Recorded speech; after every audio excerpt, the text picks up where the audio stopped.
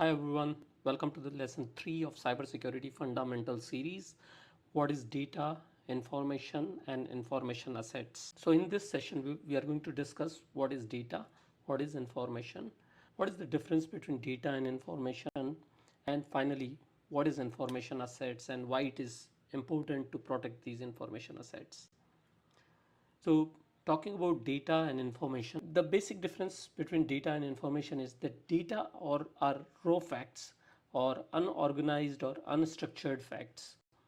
On the other side, information is meaningful data or processed data or organized or structured data. What it means is when you process this raw data and attach a meaning to it, it becomes information. So let's take an example. If you look at this figure 45, Rob, 82, Street, all these facts don't make any sense. But when you process it, when you arrange it in a specific order, you get some meaning to it. Rob's age is 45 and he lives in Street 82. So that means these are raw facts and these are processed facts or processed data. So this is data and this is information. So when data is arranged in a particular order or when data is processed, it is converted into information. So that's the basic difference between both. Now that brings us to the next topic, which is information assets. Now what are information assets? So from an organization's point of view, information assets could be anything such as laptop, mobile devices, data or information, their IP, business secrets, pen drives, networks, virtual machine, databases, you name it. Types of information assets. And information assets can be classified into two ways. Number one, physical and virtual assets or digital assets. And number two, tangible assets and intangible assets. So physical assets mean which are physical in nature, which you can touch, feel. Virtual or digital assets which you cannot see or you cannot feel it. Tangible, that something that can be measured, and intangible, something which cannot be measured in terms of quantity or quality or any which way.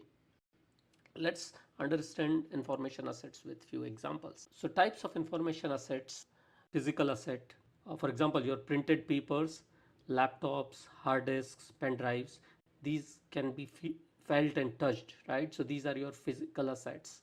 Virtual or digital assets on the other hand is your data, intellectual property, business secrets, applications, networks, virtual machines. And tangible assets are something that you can measure. For example, if you say you have 24 mobiles in your organization or you have 55 laptops, that means those can be counted in terms of numbers. So those are tangible assets. Intangible assets, something that you can't measure. For example, brand, your brand value, your reputation. There is no metric to measure these parameters. So these are your intangible assets. Now, why are we classifying information assets into various categories? So why it is important to know about information assets?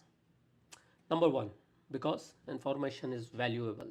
Whatever we are doing in cybersecurity or information security space, we are doing it to protect the information. That's the only goal that we have. Number two, it helps you prioritize which information to protect first. Because if you have 10 different assets, so for example, if you have 10 different information assets and every asset has a different value, obviously you would like to protect the most valuable information first, right? That's why unless you prioritize which information is of more value, you can't protect them all. Number three, at last, you cannot protect what you don't know. So if you classify your information assets properly, you know what type of information you have with you, which is the most valuable information asset you have, and you know how to implement controls in order to protect that information. With that, thank you very much. You can scan this QR code to connect me to LinkedIn and see you in the next video. Thank you.